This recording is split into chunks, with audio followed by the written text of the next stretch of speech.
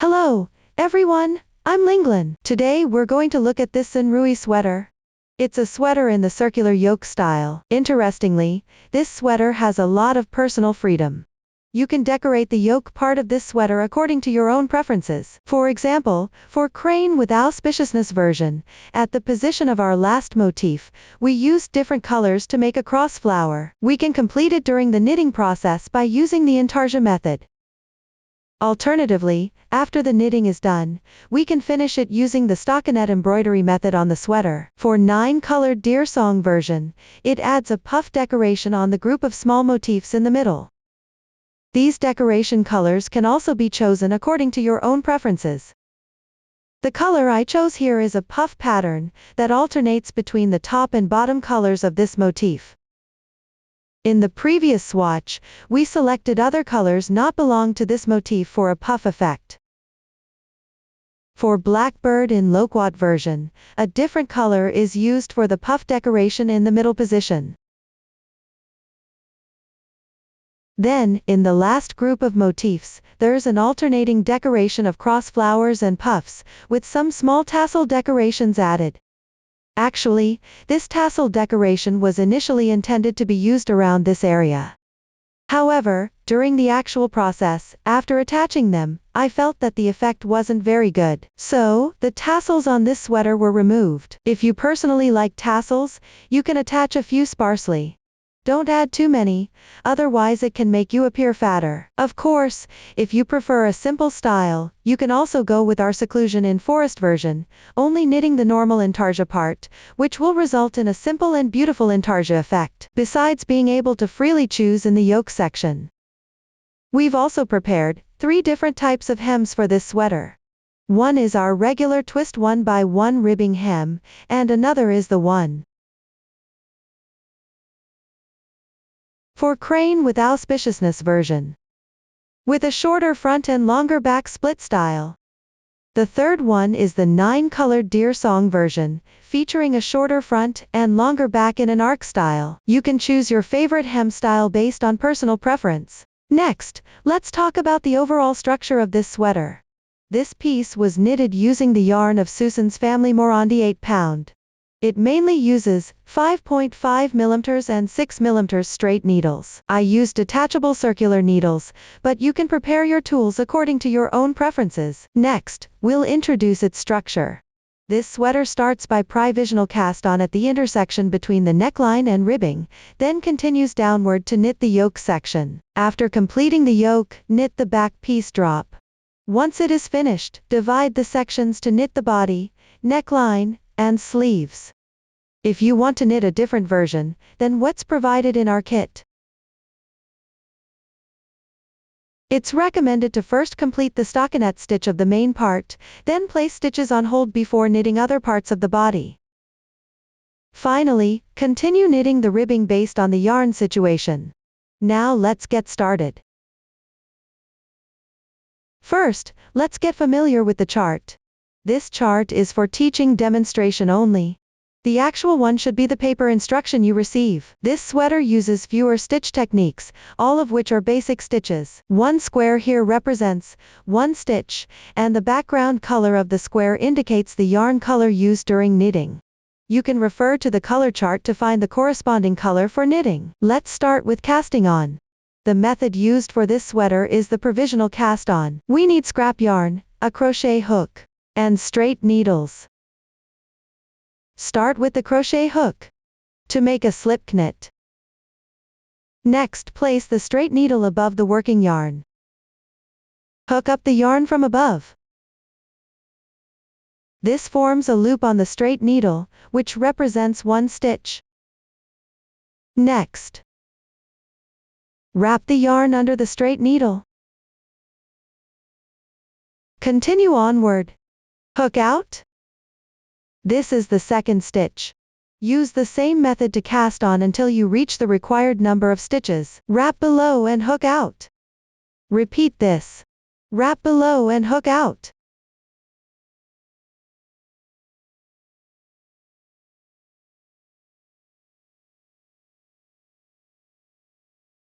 After casting on is done, you can continue by crocheting 2 or 3 more stitches, because it can be distinguished from our starting position, which will be the point where we later need to unravel. Break the yarn.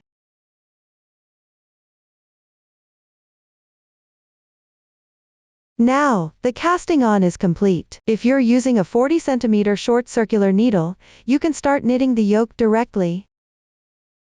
If you're using a long circular needle, you can switch to a short straight needle for knitting. Here, I'll demonstrate with a circular needle. Pick up the working yarn and begin the first round with knit stitches. Here I use the left hand to carry the yarn. You can choose whichever method feels more comfortable for you.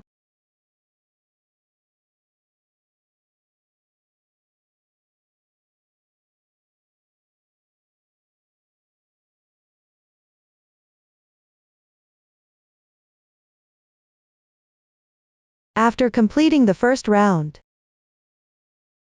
we need to smooth out the loops so that they don't twist.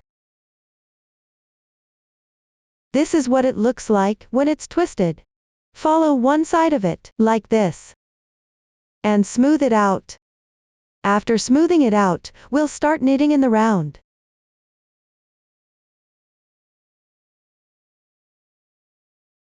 Now all the loops are aligned on the same line.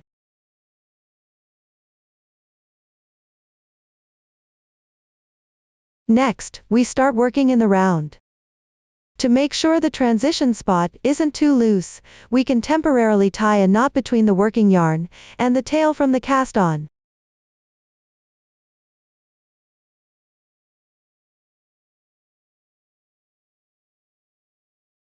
Before starting to knit, check again if the loops are twisted. Place a stitch marker at the starting position to mark the first stitch. This will be our first stitch.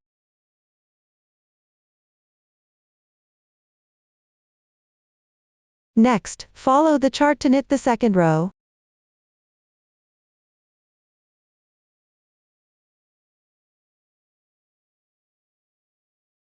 If you're knitting with your right hand, the crochet method is as follows: pass through, yarn over, and pull through.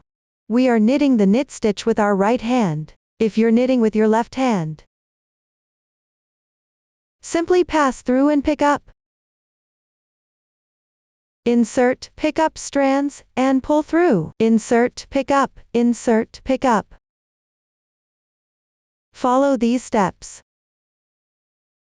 Use the method that you're most comfortable with to complete the second round.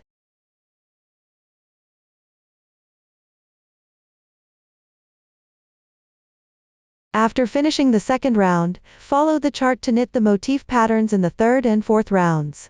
Let's slide the stitch marker over first. Pick up the contrasting color and tie a knot on our existing knitting thread. Pull it down to the bottom. Then start knitting. For convenience, we will use both hands to hold the yarn while knitting the intarsia section. One square on our chart corresponds to one stitch on the straight needle.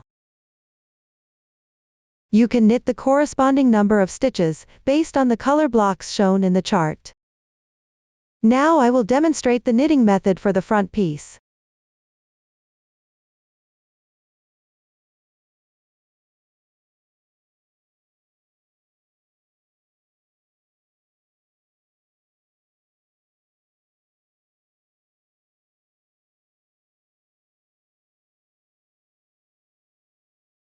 In the third and fourth rows, we alternate knitting with 2 colors.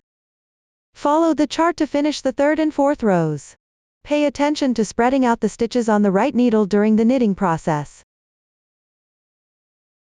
This way, the intarsia we knit will be much flatter. Complete the third and fourth rounds using the same method. I won't repeat the demonstration here.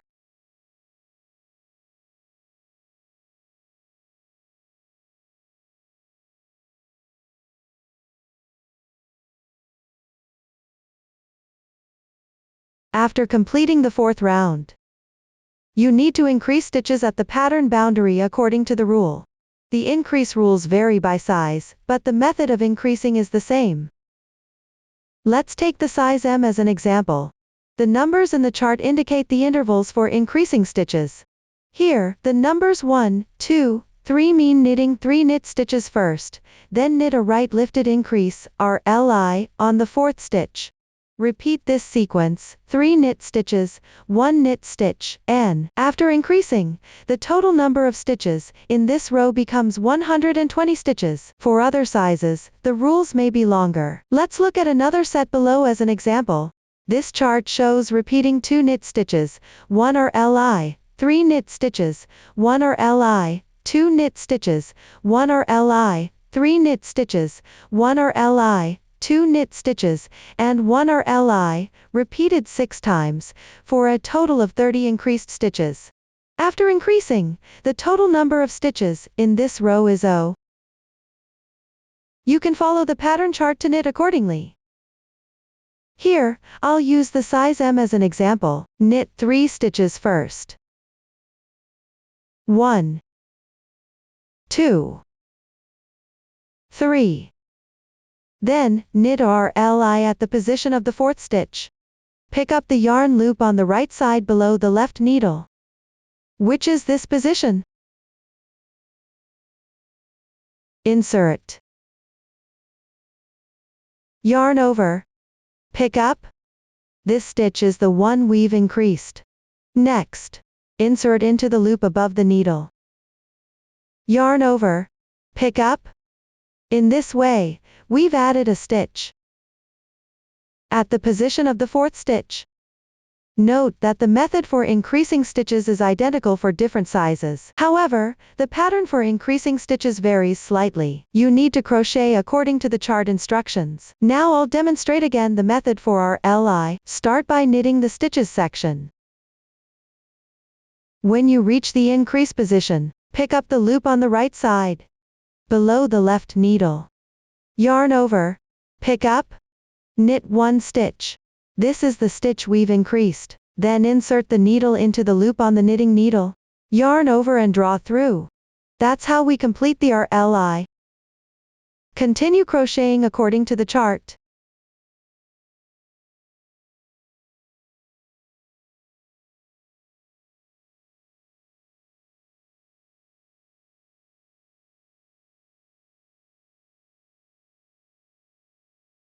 After completing the increase row, continue with the jacquard pattern.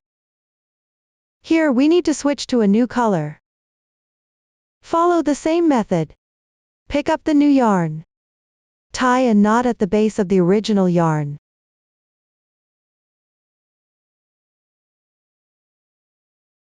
Pull it all the way down to the bottom.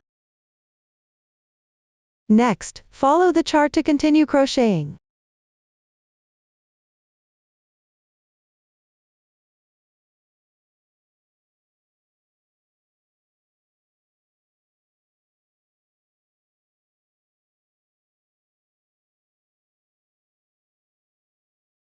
Pay attention, when crocheting a jacquard pattern with fewer than 5 stitches, there's no need to carry the yarn across in the middle. Whatever color the squares are on the chart, just use the corresponding color yarn to crochet.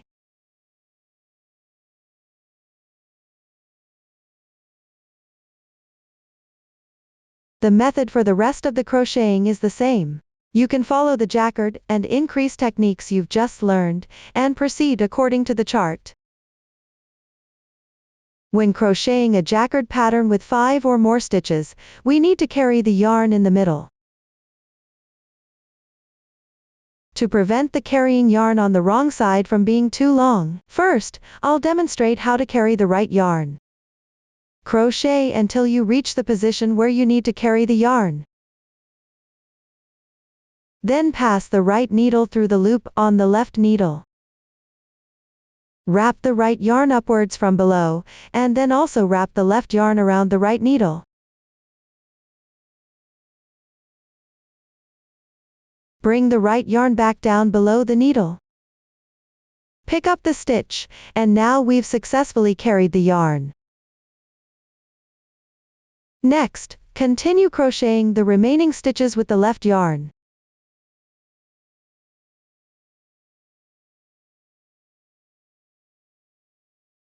I'll demonstrate again. Crochet until you reach the position where you need to carry the yarn. Pass the right needle through the loop. Yarn over with the right yarn, then yarn over with the left yarn. Bring the right yarn back down below the needle, pick up the stitch, and now the yarn has been carried. Continue crocheting the required number of stitches.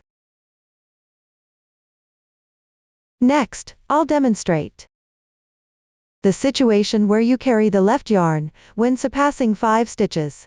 Crochet until you reach the position where you need to carry the yarn. Insert the right needle into the loop and below the left yarn. Yarn over with the right yarn as usual. Bring the left yarn down below the needle, pick up the stitch, and now the left yarn has been carried once. Continue crocheting the required number of stitches. I'll demonstrate again. Crochet first until you reach the position where you need to carry the yarn.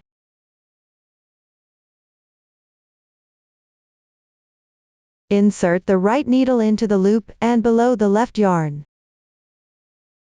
Yarn over with the right yarn, and bring the left yarn back down below the needle. Pick up the stitch, and that's how you carry the yarn. Continue crocheting the required number of stitches. Follow this method to carry the yarn when crocheting 5 or more stitches. When you reach the last group of patterns, the solid circle indicates the intarsia position, where you can choose your favorite color for crocheting. Beginners can also normally crochet regular fair all patterns, and later decorate using the sweater stockinette embroidery method. Next, let's learn how to wind a small skein of yarn. Extend your index and middle fingers. Pinch the yarn and wind it around your index and middle fingers.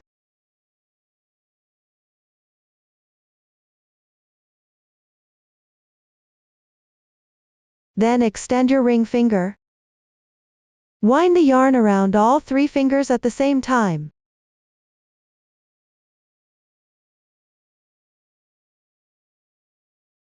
Then take all the loops off from the top.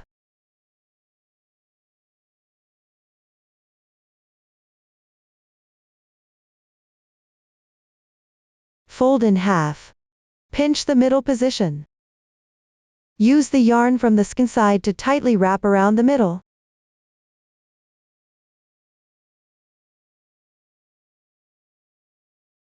Then we need to tie a knot to secure it. Put your hand above the yarn. Wrap clockwise in a circle. Insert the wound small skein through the loop under your thumb.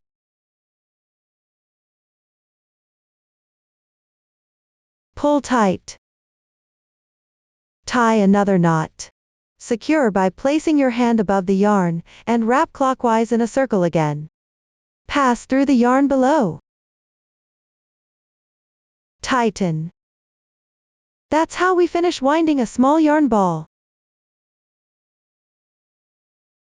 Cut the yarn from the skein side. According to the chart instructions. Wrap as many small yarn balls as needed. Next, we need to crochet another color of yarn, in the middle of each square. Let's take some pre-wound small yarn balls. Take out the required color for crocheting. Pull the yarn from the middle.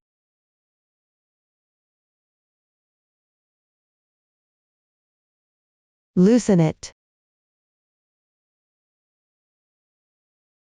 Continue crocheting according to the pattern chart.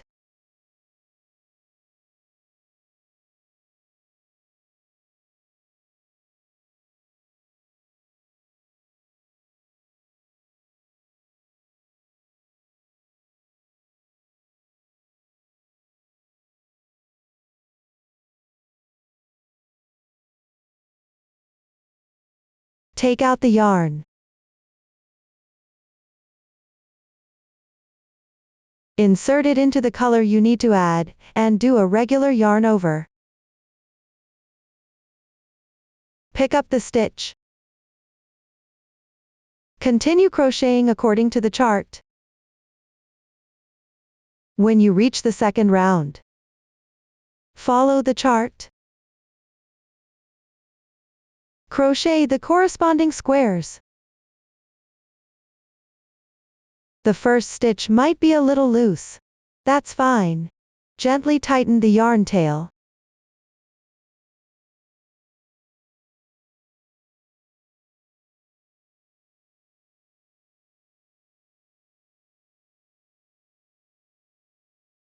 Pick up the yarn tail you need for crocheting.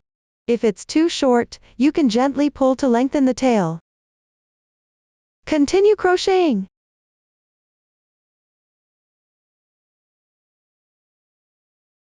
If the fabric is too loose here, you can pull the yarn tail from the wrong side. After completing the crochet, hide this yarn tail within the strands.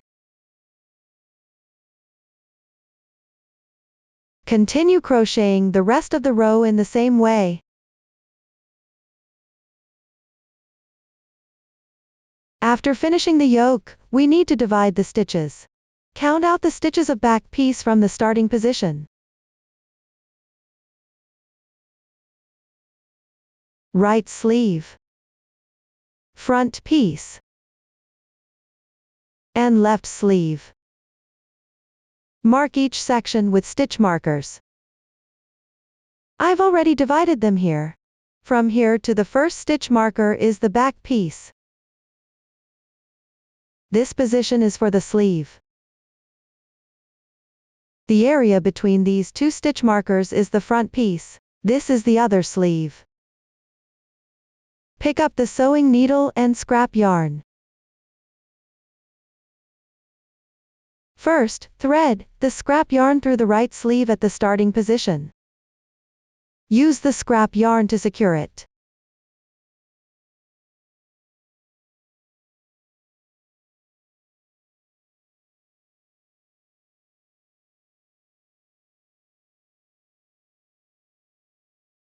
Tie off the yarn tail to temporarily hold it in place.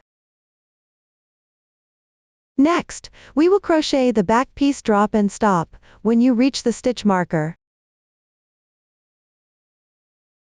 Note that you need to switch needles for the main body part.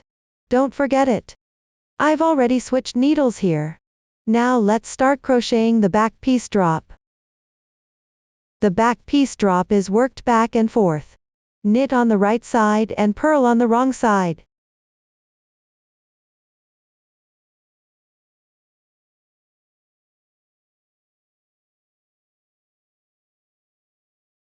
When you reach the stitch marker, take out your needle and yarn, and thread the loops of the other sleeve onto the scrap yarn for holding.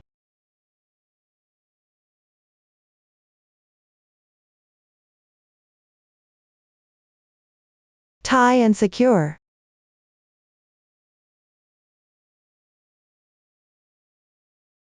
Then turn your work. Purl the stitches. Insert into the loops. Pick up the stitches.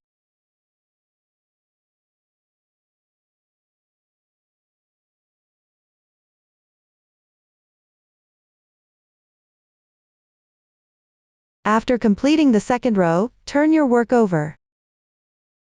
Remove the stitch marker. Place a stitch marker on the loop below the needle.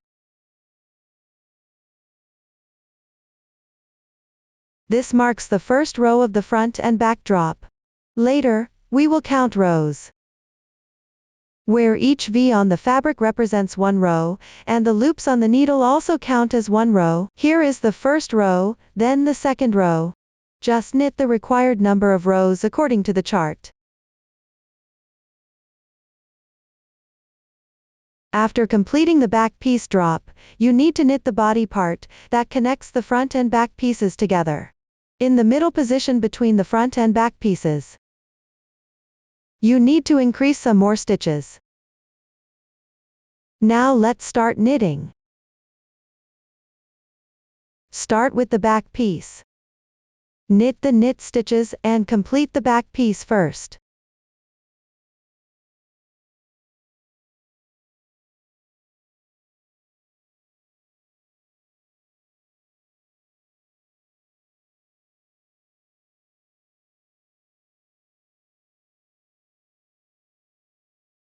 After finishing the back piece, we need to add the stitches for the underarm hold in the middle. Turn over the fabric. Insert into the first loop. Yarn over and draw through. Slip it back onto the left needle. This is the first added stitch. Next, go through between the two stitches. Yarn over and draw through. This is the second stitch. Cast on the corresponding number of stitches according to the chart. Here I use the size M as an example. You need to cast on 8 stitches. This is the third stitch. Fourth stitch.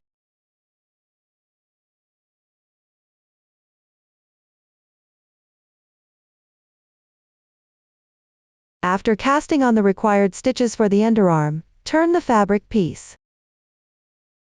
Then continue knitting the front piece.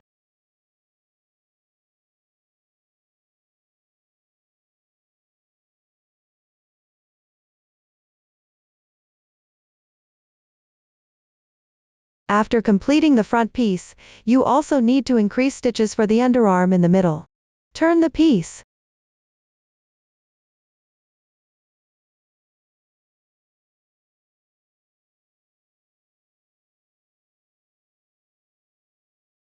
Insert into the first stitch. Yarn over and draw through, slip it back onto the left needle.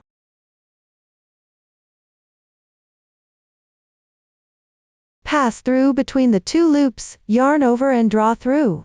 This is the second increased stitch. Continue in the same way. Third stitch. Fourth stitch.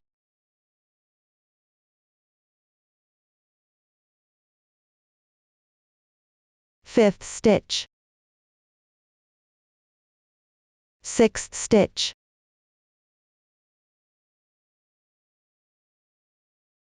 Seventh stitch. Eighth stitch. That completes the underarm increase.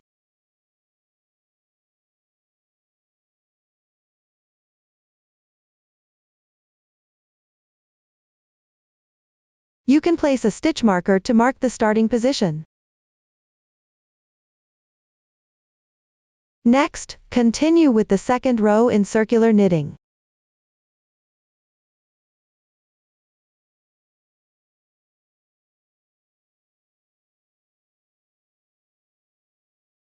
We can take a stitch marker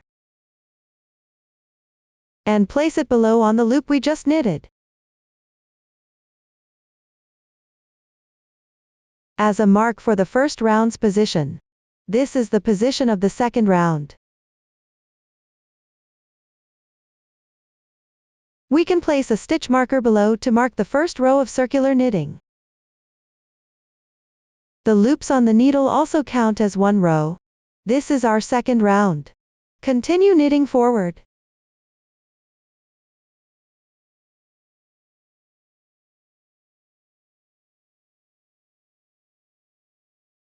When you reach the underarm increase, we need to mark the middle position.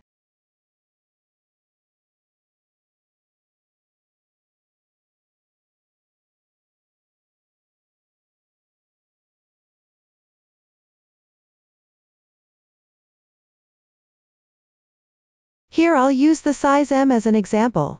For the size M, a total of 8 stitches were added here. So 4 stitches are on each side. Then place a stitch marker. This will be the side seam position.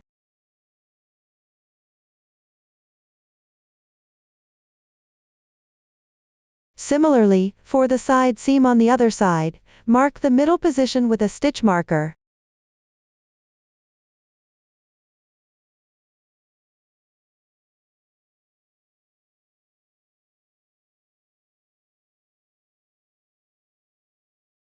Next, just knit downwards in circular knitting. Note that this sweater has 3 different styles of hems. You can refer to the chart for the specific number of rows to knit.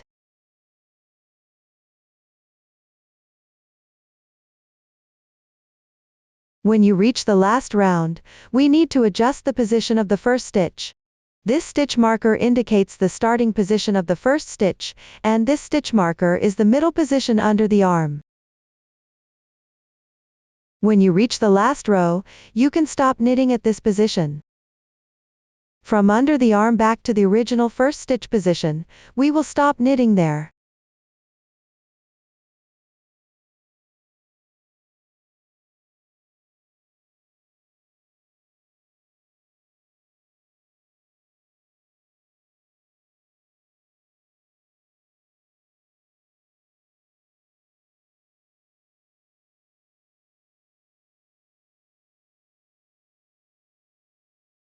We stop knitting here, and the next stitch will be our adjusted first stitch.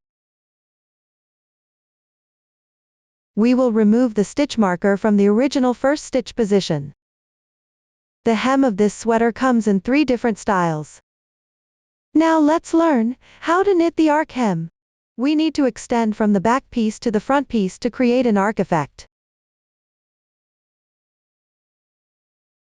After adjusting the position of the first stitch, place the marker at the side seam of the side piece. Then we start knitting the back piece.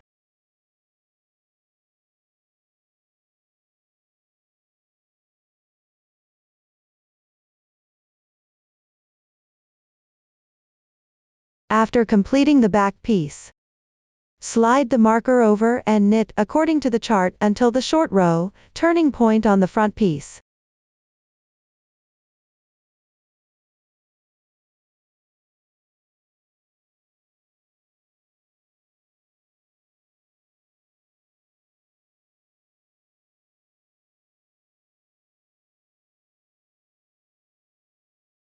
I have now reached the short row turning point.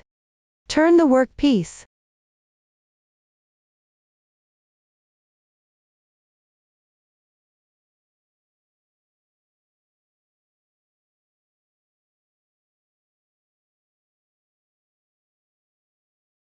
Slip the first stitch from the left needle to the right needle. Take our working yarn and bring it from behind to the front. Then wrap it back around. Now the single loop on the right needle becomes 2 loops. Then knit the next stitch as a purl stitch.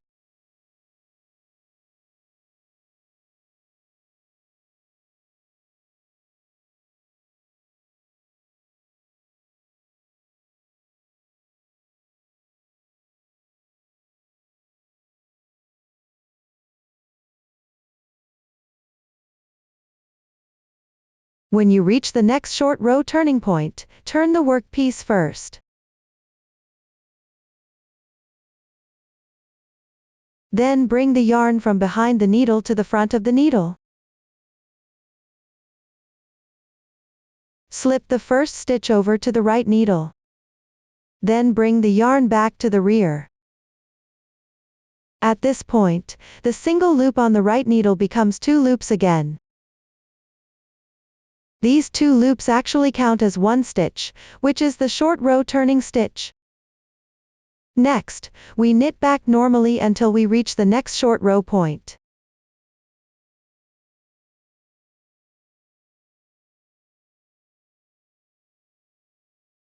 When you reach the second short row turning point, you need to turn the work piece again. Now let's take a look at how to count the stitches. 1 loop on the needle represents 1 stitch. According to the chart, we need to perform a short row every 5 stitches. This stitch is the short row stitch, where the 2 loops on it actually count as 1 stitch.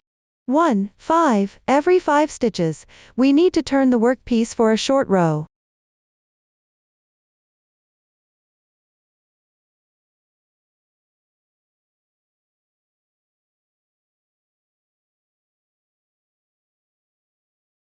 Similarly, pick up the first loop from right to left.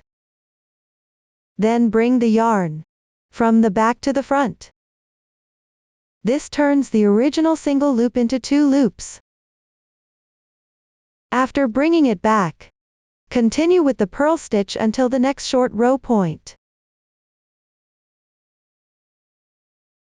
Now I've reached another short row point. The 2 loops on the needle are where we performed the last short row. These 2 loops count as 1 stitch. 1, 2, 3, 4, 5, then turn the fabric.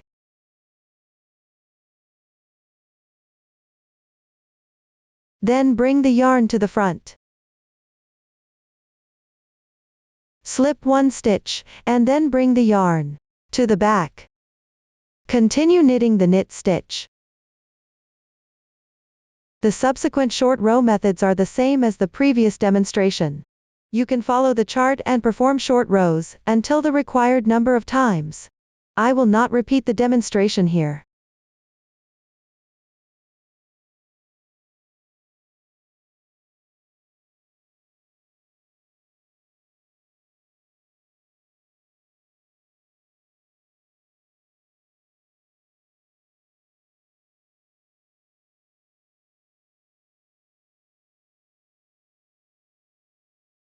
After the last short row is completed, we need to eliminate the row on the right side. First, knit until the position where you need to start eliminating the row. Note that the left and right mentioned here refer to the left and right while knitting.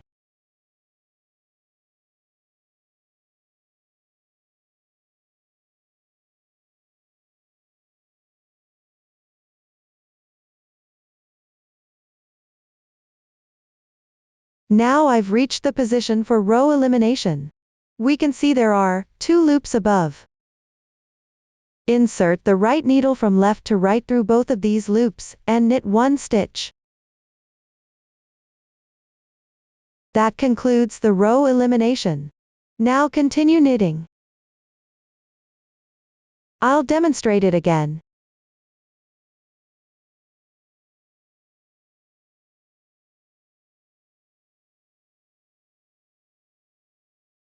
Knit until the previous short row point. We will perform row elimination here. These 2 loops represent 1 stitch from left to right. Pass through both of these loops at the same time. Knit 1 stitch. That concludes the row elimination. Continue knitting to the left.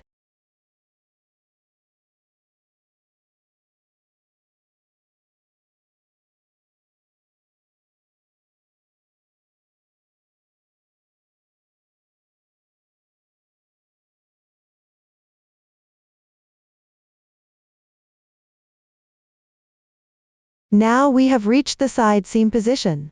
We still need to perform row elimination on the front piece. We follow the same method, knitting all the way to the next side seam stitch marker.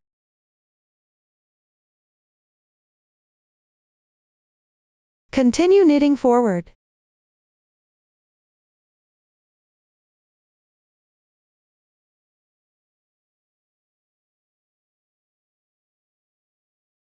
When you reach the short row point on the left side of the front piece, similarly, pass through 2 loops and knit 1 stitch.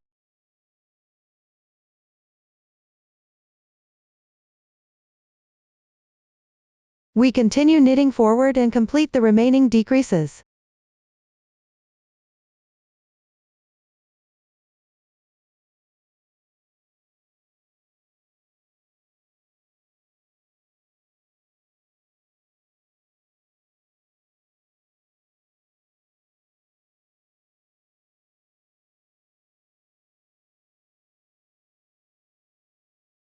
After completing the row elimination, we need to keep knitting forward all the way back to the position of the first stitch, which is marked by the stitch marker at the beginning.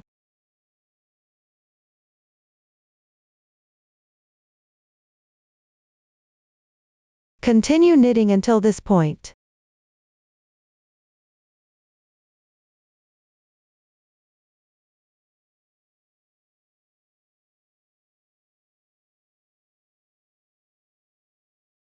Now I've reached the position of the first stitch, and next we will knit twist 1 by 1 ribbing.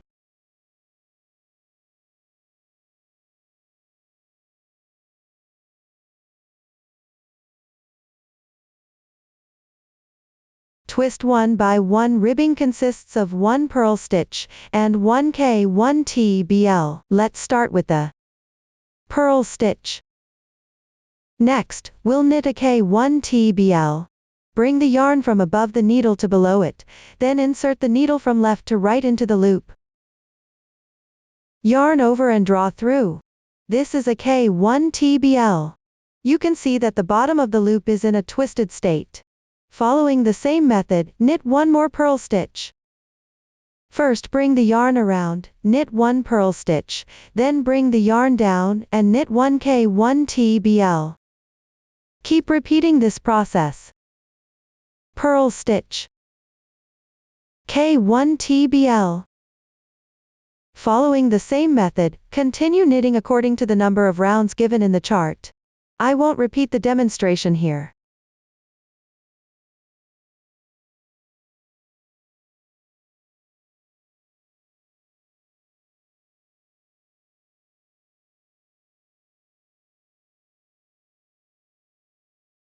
After knitting the ribbing to the required row number, we will bind off the twist 1 by 1 ribbing. First, remove the stitch marker. When you encounter a purl stitch, you need to knit it as a knit stitch.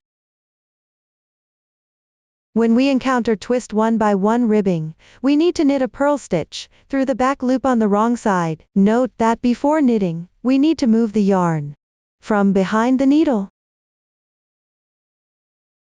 and shift it to the front of the needle from its right side. Pass it back, then knit a K1 TBL. Then pass through the loop on the right side and cover the loop on the left side. This way, we've bound off 1 stitch. Next, when you encounter a purl stitch, you need to knit a stitch. Start by moving the working yarn from the right side of the loop to above the needle and transfer it below the needle, then knit a knit stitch. Similarly, pick up the loop on the right side and cover the loop on the left side. Following the same method, when you encounter a K1 TBL, move the working yarn from behind the needle to above the needle, then knit a purl stitch through the back loop on the wrong side. Pick up the loop on the right side, and cover the loop on the left side. When you encounter a purl stitch, you need to knit a stitch. Start by moving the yarn from the front to the back of the needle, then knit 1 stitch. Pick up the loop on the right side, and cover the loop on the left side. Keep repeating this step.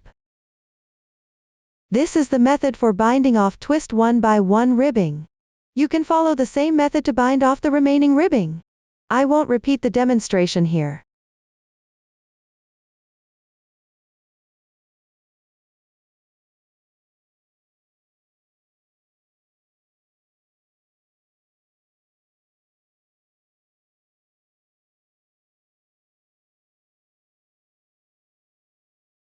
After completing the bind off, stretch the loop a bit. Then cut the yarn.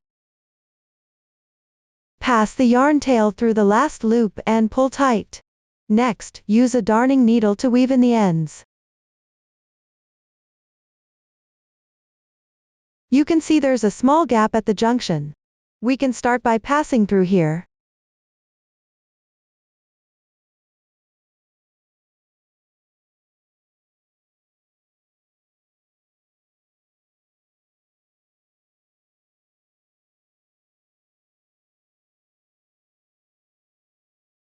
Then go back to the original exit point of the yarn and pass through again.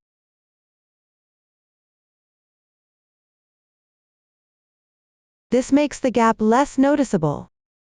Next, we can hide the yarn tail on the wrong side of the fabric.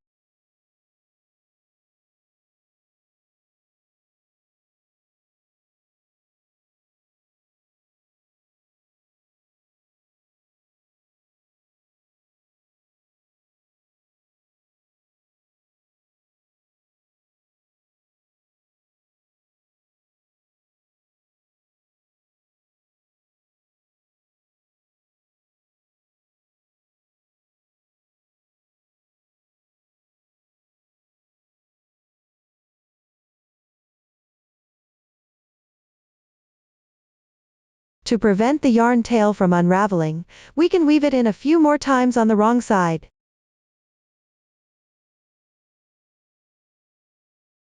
After completing, cut the yarn. Now the yarn tail is hidden properly. This stitch marker indicates the starting position. If you want to create a ribbing effect that's shorter in front and longer in back, we need to perform a crossing stitch at the junction. The left side of this stitch marker is the back piece, and the right side is the front piece. Remove the stitch marker, and first make a crossing. Pay attention, when crossing, the stitches from the back piece should be in front. Loosen these 4 loops first. Insert the right needle into the last 2 loops from the front. Insert the left needle into the first 2 loops from behind. After completing the crossing, this becomes the new starting position. We'll start knitting the ribbing for the back piece. Place a stitch marker first as a marker for the underarm dividing point. We've already knitted these 2 stitches, so pick them back up onto the right needle. Next, we'll knit twist 1 by 1 ribbing. We'll skip the first 2 edge stitches, and start with the 3rd stitch, knitting it as a purl stitch. Then knit the K1 TBL by inserting from right to left, yarn over, and pull through. This makes 1 K1 TBL. Next, following the same method, knit 1 purl stitch, 1 K1 TBL, 1 purl stitch, 1 K1 TBL. Note, we need to increase 1 stitch at any position on the back piece. The method for increasing stitches is the same as before, and we can increase at the purl stitch position. Now please watch me demonstrate. First, pick up this loop and place it back on the needle. We just knit 1 K1 TBL, and now we'll knit 1 purl stitch, followed by a K1 TBL from the left side loop. Then continue knitting the back piece. Both the front and back pieces only need to have 1 stitch increased each. Keep knitting until you reach 2 stitches before the marker on the other side, which is this position. When you reach 2 stitches before the marker, we need to make a crossing stitch, again with the back piece loops overlapping the front piece loops. Loosen these 4 stitches. The left needle picks up 2 loops from the right side in front, and the right needle picks up 2 loops from the left side from behind, creating a crossing. Then transfer the loops on the right needle back to the left needle. For these 2 stitches, we'll knit 1 K1 TBL and 1 knit stitch. Now our front and back pieces are separated. Next, we'll knit the back piece back and forth. Turn the work piece. Knit the first one with purl stitch. Knit the second one with K1 TBL. Pick up the loop below, yarn over. Pick out. Then knit 1 stitch. Continue repeating 1 K1 TBL and 1 knit stitch until there are 2 stitches before the stitch marker. When we reach to 2 stitches before the stitch marker, first knit 1 K1 TBL. Then knit 1 purl stitch. Remove the stitch marker. Turn the work piece. Pick up the stitch marker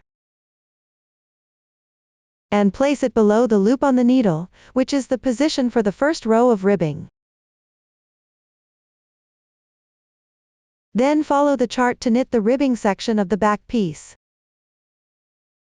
The two edge stitches are knit stitches. For the following section, the middle consists of K1 TBLs and purl stitches. On the wrong side, you'll knit a purl stitch through the back loop, on the wrong side and knit stitches. Here I will not repeat the demonstration. According to the chart, stop knitting when you reach the required row number. After completing the ribbing, we need to bind off. When binding off, twist 1 by 1 ribbing. At the twisted stitch part, we knit K1 TBL, and at the purl stitch positions, we knit stitches. Now please watch me demonstrate. For the first stitch, which is a knit stitch, we simply purl it. The second stitch is a K1 TBL, so we need to knit a purl stitch through the back loop on the wrong side. Insert the right needle from back to front into the stitch behind. Yarn over and draw through, then insert the right needle into the right hand loop. Cover the left hand loop, so you've bound off one stitch.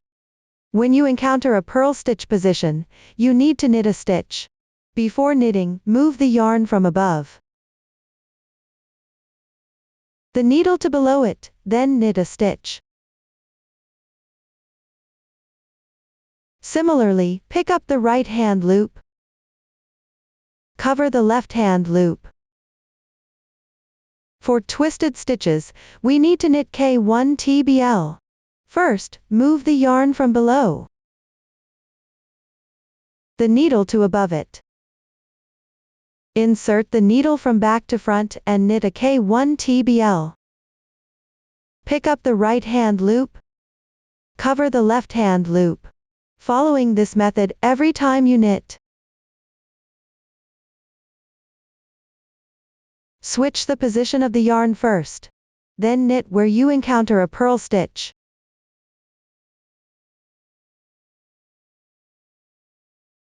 When encountering a K1 TBL, work a purl stitch through the back loop on the wrong side. Finish this row using the same method. The last stitch is a knit stitch, so we can simply purl it.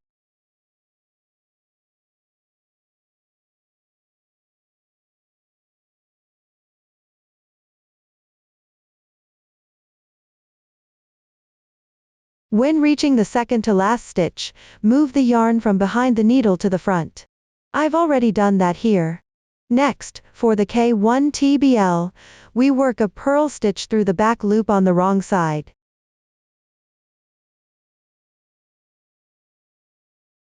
Pick up the right hand loop and cover the left hand loop.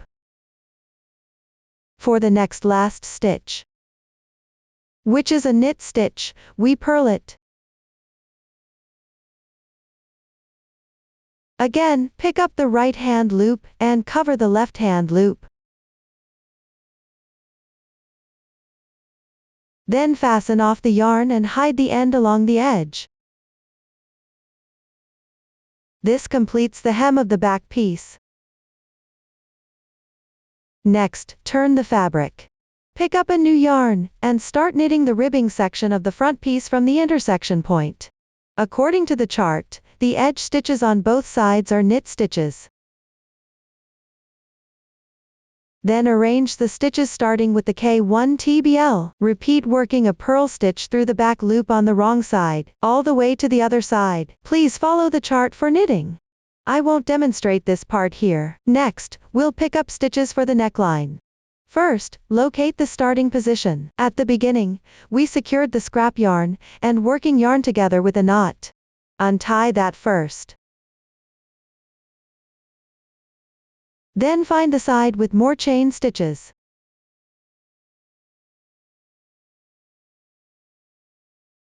Untie it here.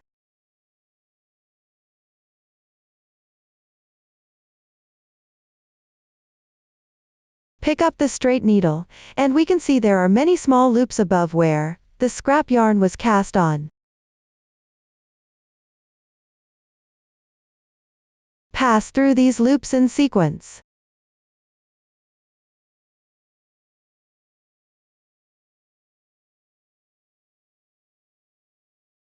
Then pull on the scrap yarn.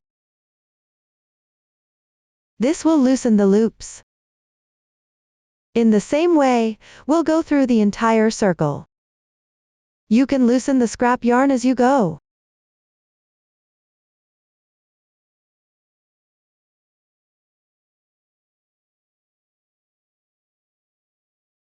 Gently pull to loosen these loops.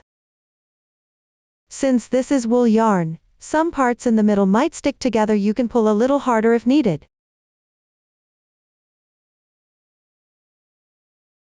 Alternatively, you can stretch one stitch at a time and pass through each loop.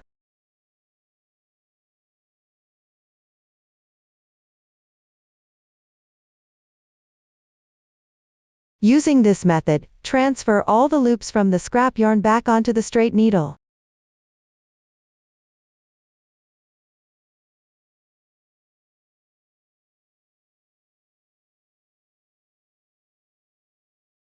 After completing, turn the fabric piece so that the right side faces you, and place a stitch marker at the starting position.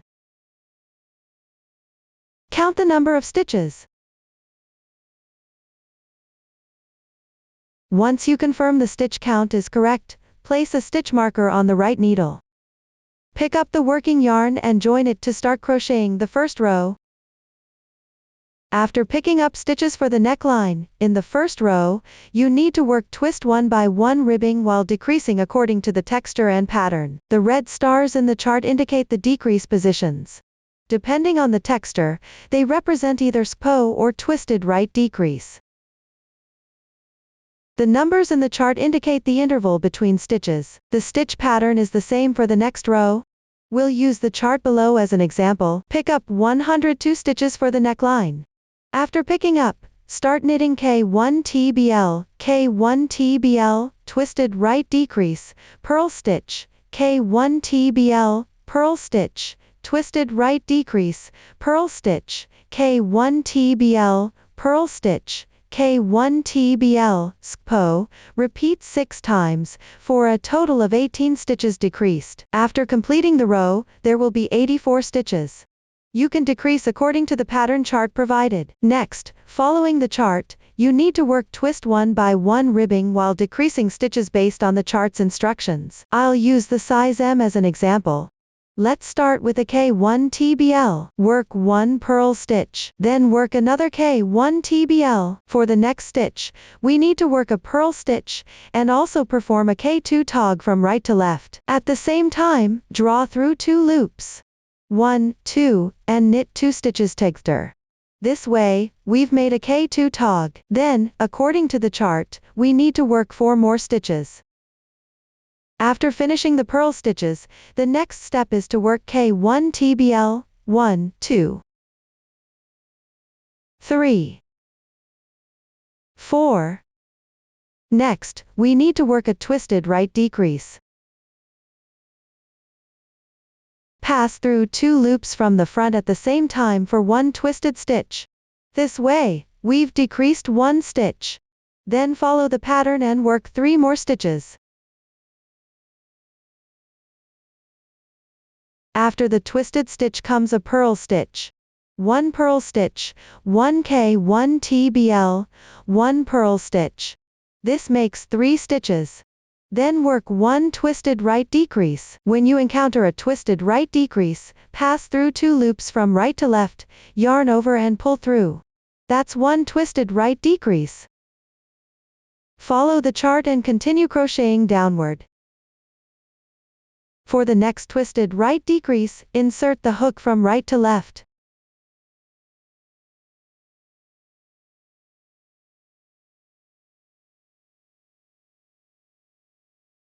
Pull through, then continue with 4 stitches.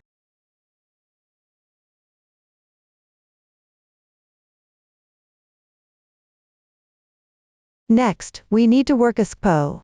Wrap the yarn above the left needle, then pass through 2 loops from right to left and work 1 purl stitch.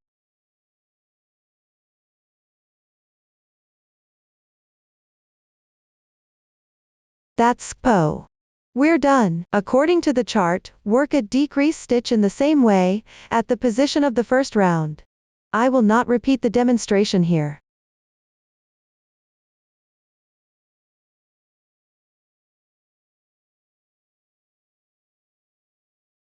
After completing the first round, move the stitch marker over. Then continue with regular twist 1 by 1 ribbing. Alternate between 1K 1 TBL and 1 purl stitch, knitting until you reach the required row number shown on the chart.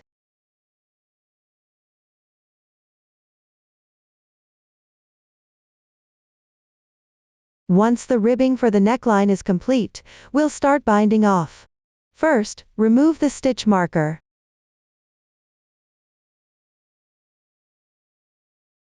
When binding off the twist 1 by 1 ribbing for K1 TBL, you need to work a purl stitch through the back loop on the wrong side. Insert into the strand behind. Yarn over and pull through. For purl stitch, you need to work a knit stitch. Before working the knit stitch, move the yarn from above the needle to below the needle. Then work 1 knit stitch. Insert the hook into the loop on the right side, which is the K1 TBL we just worked, covering the loop on the left side. Now 1 stitch is bound off. Next is the K1 TBL, so we need to work a purl stitch through the back loop on the wrong side. First, move the yarn from behind the needle to the front of it, then work a purl stitch through the back loop on the wrong side. Pick up the loop on the right side. Cover the loop on the left side. For purl stitch, work a knit stitch. Change the direction of the yarn by moving it from above the needle to below the needle before working the knit stitch. Pick up the loop on the right side, and cover the loop on the left side. Repeat this step until you finish binding off the row.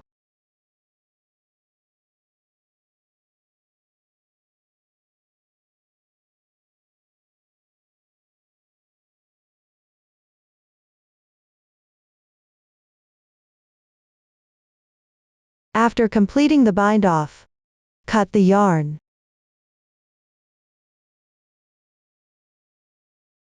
Pull the tail yarn out.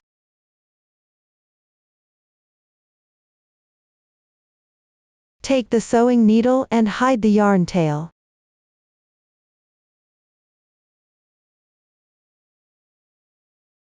There will be a gap here, so we can simply sew it to make the gap smaller.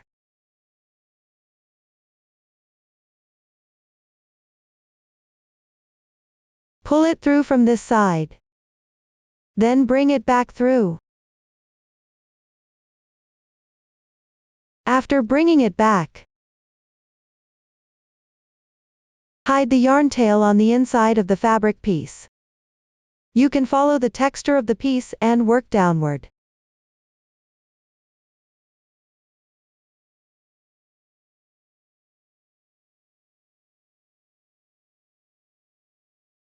Finally, trim off the yarn tail.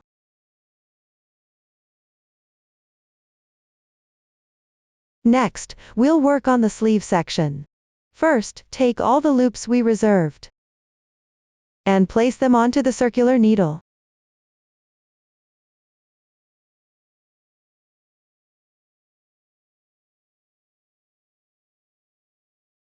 Just thread through the provisional chain where you started. After adjusting, we need to pick up stitches at the underarm and the front back difference positions. Start from the middle stitch that comes out of the armpit and pick up the corresponding number of stitches. The exact stitch count can be referenced from the chart.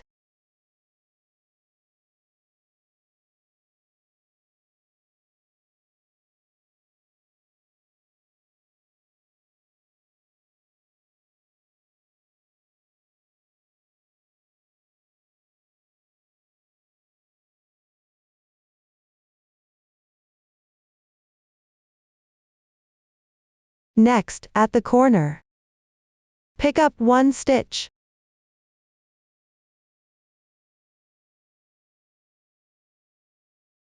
Then continue picking up stitches in the underarm area.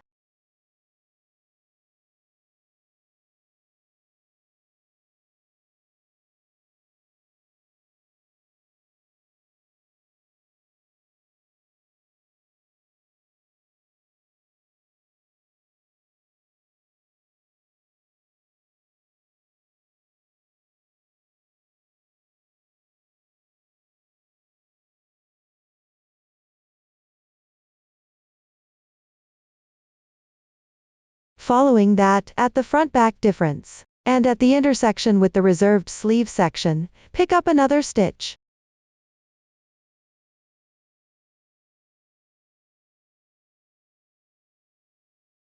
Next, knit the reserved stitch count for the cuffs.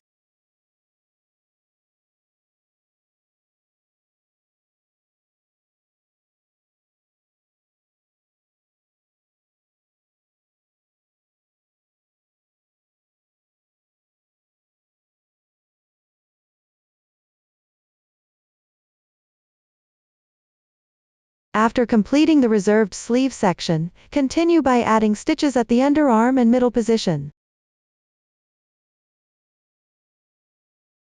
Similarly, pick up one stitch. Next, pick up stitches on the other side of the underarm.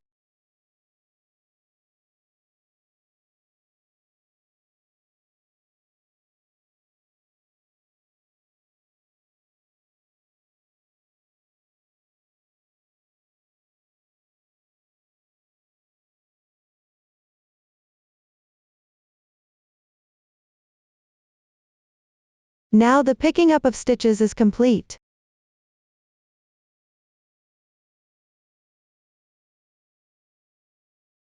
Place a stitch marker to mark the spot. Knit the required number of rows according to the chart.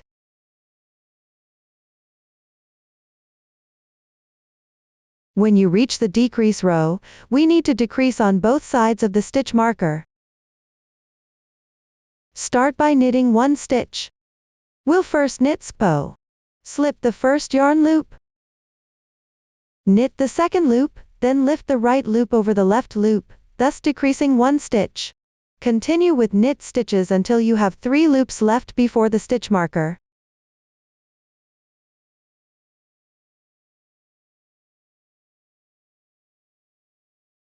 When you're 3 stitches before the stitch marker, you need to knit K2 tog. From left to right, pass through the 2 back loops. Knit 1 stitch. This turns 2 stitches into 1.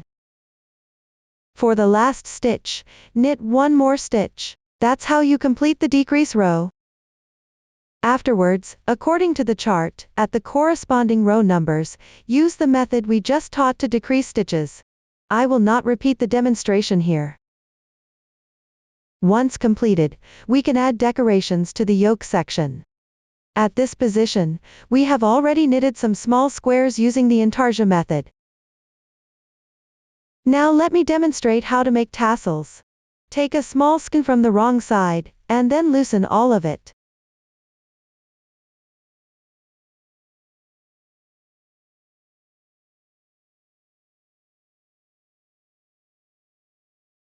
Thread it through the yarn needle. Then exit from the next stitch after the white one, which is this green stitch.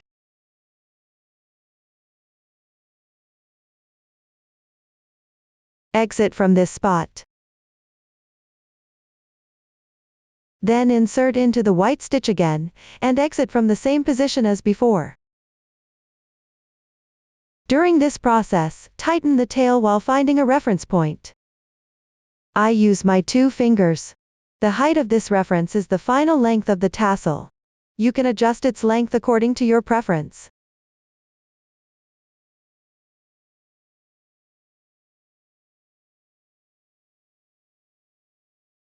You can also use your fingers or a ruler as a reference. Each time you thread it, wrap it around your fingers once, then insert back into the same position. That's 2 rounds.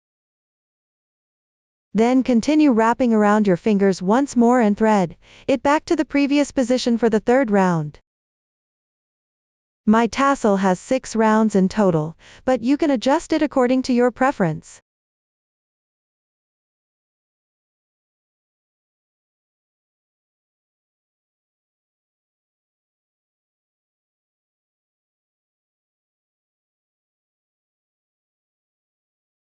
Now, I've now completed 6 rounds. Next, pinch the bottom and remove your fingers. Wrap the yarn tightly along the bottom. You should probably do about 3 to 4 rounds or so.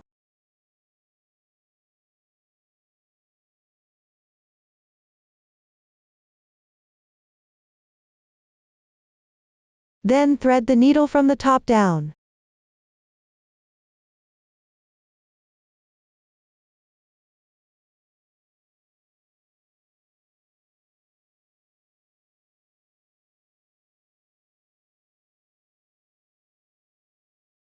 One tassel is done.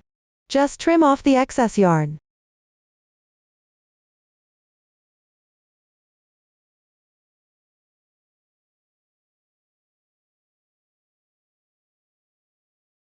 You can make tassels in other places using the same method. The size and number of tassels can be adjusted according to your preference. You can make one for every spot, or alternate them, or even leave spaces in between. It's all up to you. Complete it based on your preference. To reduce the difficulty, beginners can follow the normal intarsia technique at this position while crocheting. For the yoke section, after the entire sweater is finished, you can use the stockinette stitch embroidery technique to fill in the color blocks in the middle. First, take out the sewing thread we need, and its length. If you're just filling the middle area, about 15 to 20 centimeters should be enough. If you want to make tassels, you can first measure the required length of the tassel by hand, then make an additional 15 to 20 centimeters on top of that. Here, I've already prepared the appropriate length. Next, let's determine the position where we need to embroider. We need to do a 3-stitch horizontal and 3-stitch vertical embroidery in the middle of the diamond shape. Let's start by getting to know the stitches. A single inverted V represents 1 stitch, and we can find the very middle position, which is also 1 stitch. The stitches we will be doing are these 3. 1, 2, 3, this is the vertical direction. For the horizontal stitches, it's this one in the middle, then 1 stitch on each side, left and right. We first secure the thread on the wrong side.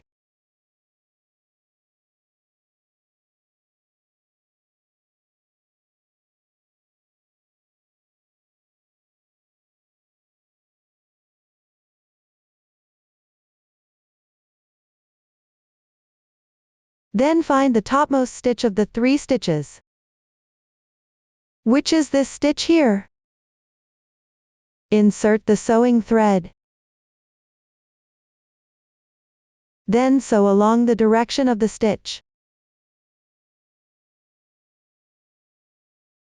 going from this side to the other side.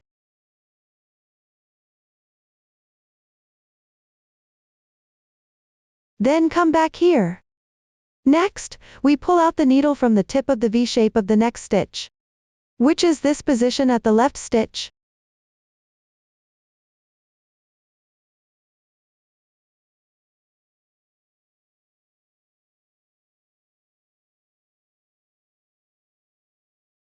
Then sew along the V-shaped texture. From this place over here, then to here, we sew along its texture, inserting from this side, and pulling out from here.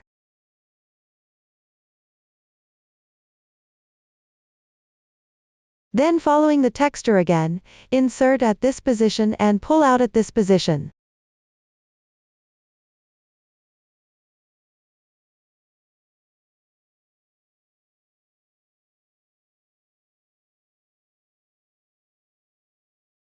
Following the same method.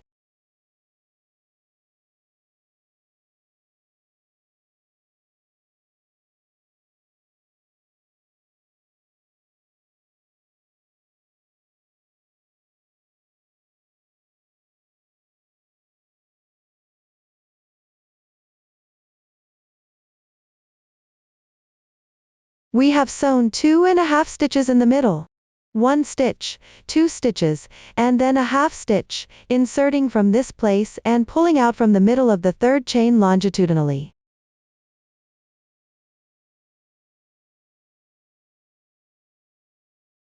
Then continue sewing along this texture.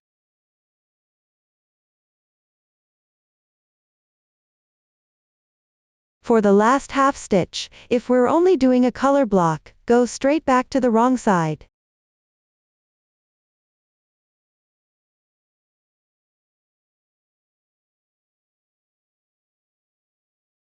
Then tie off and secure the yarn tail. Just hide the tail end among the stitches. If we need to make tassels below, I'll demonstrate again for everyone.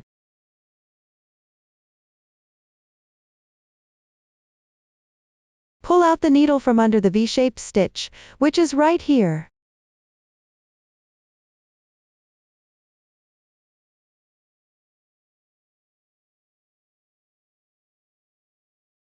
Then following the method we used earlier to measure the length of the tassels.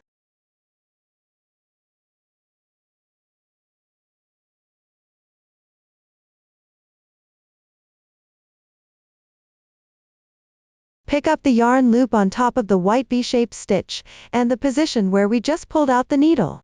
Wrap it once like this, then put your finger in. This will be the standard length of a tassel, then pull tight.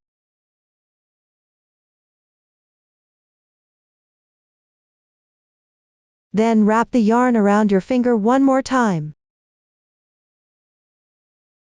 Continue picking up here, and repeat until you reach the desired number of rounds.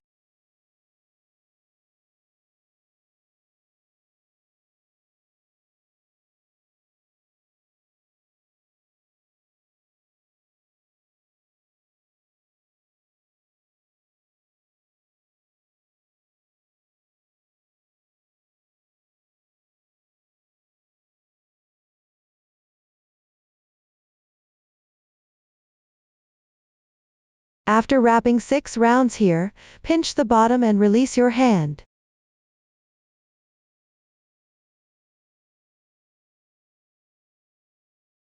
Then wrap the yarn tail around the bottom 3 to 4 times.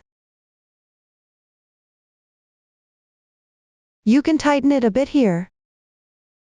Wrap around the bottom 3 or 4 times.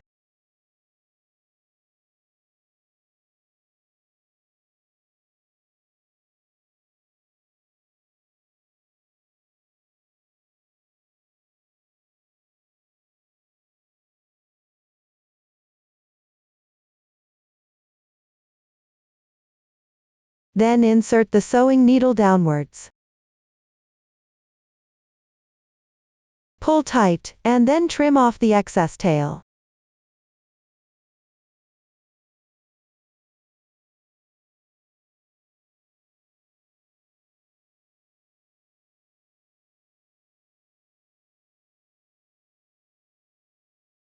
Now we've completed the decoration of a cross pattern with tassels after our knitting.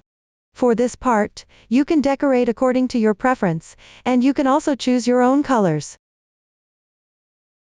Besides embroidery, we can also add decorative puffs to the fabric piece.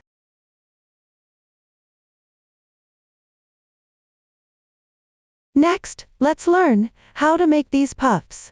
First, take the desired color, and yarn over the crochet hook from back to front. Pinch the crossing position.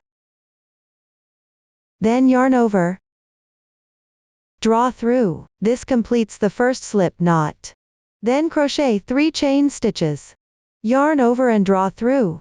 This is the first stitch. Second and third stitches. Next we need to make 3 incomplete half double crochets. First, yarn over and insert the hook into the first chain position. Draw through. This is the first stitch. Repeat the same method twice more. Yarn over, insert, and draw through for the second stitch. Continue with another one. Yarn over.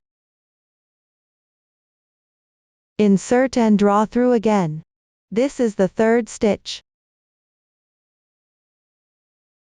Then yarn over again, and have your hook go through all loops on the hook, then draw through.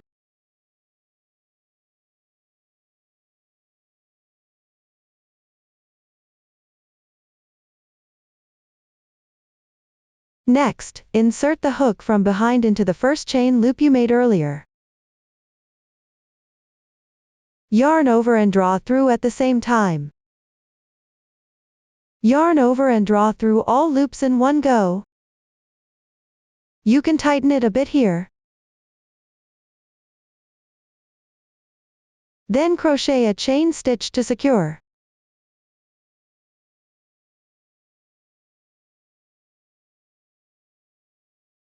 If attaching puffs, leave about 5 to 10 centimeters of yarn before cutting. If we need to make another tassel, the length of the yarn can be longer.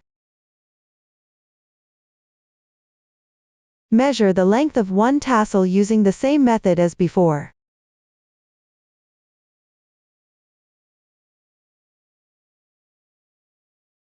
Cut the yarn. Hook out. Next, attach the puff. First, find the position on the fabric piece, where the puff will be attached. For example, to place a puff in the middle of this diamond pattern, locate the very center stitch. Each V represents one stitch.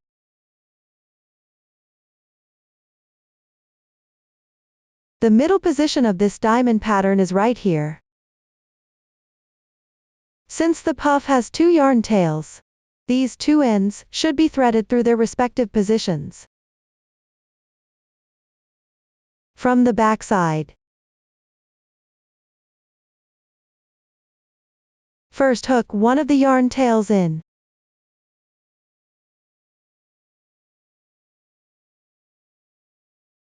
Then, on the other side of the V, take the other end of the yarn tail and hook it in as well.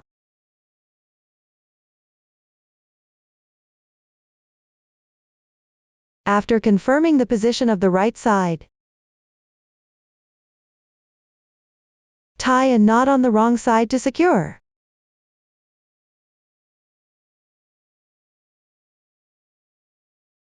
You can tie two simple knots.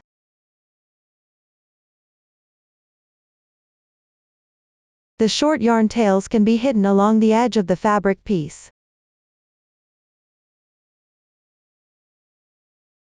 Thread the long yarn tail into a yarn needle.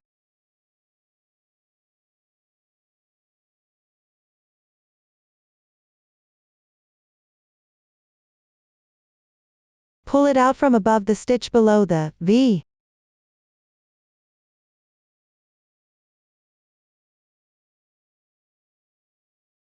Then insert it back into the bottom of the V.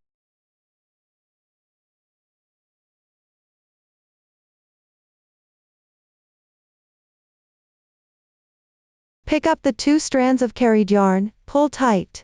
During this process, you can place your finger or another reference object to leave the length needed for making tassels.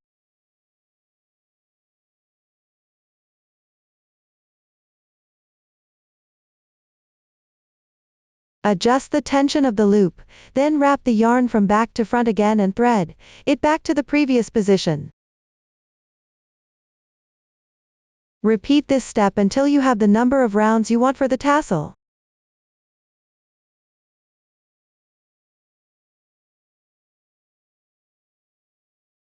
After wrapping to the desired round, pinch the bottom, remove your finger, then wrap around the base 3 to 4 times.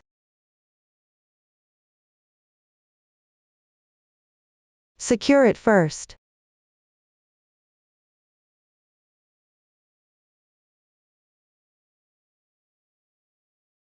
Then insert the sewing needle from front to back into the just wrapped position.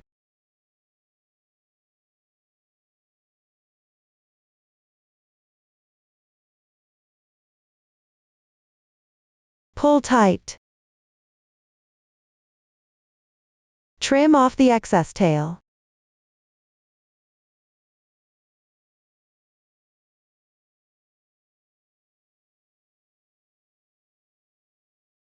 That's how you complete a decorative puff with a tassel.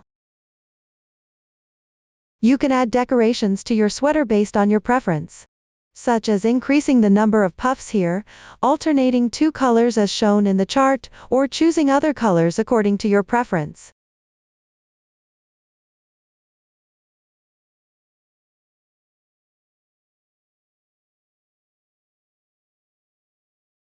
For example, you can also make a contrasting color puff in the middle of the used colors. That concludes the demonstration of the decoration section. Up to this point, we have fully explained the crocheting process for this sweater. Wishing you a pleasant crocheting process, and may you get a fair all yoke sweater of your own. Bye bye.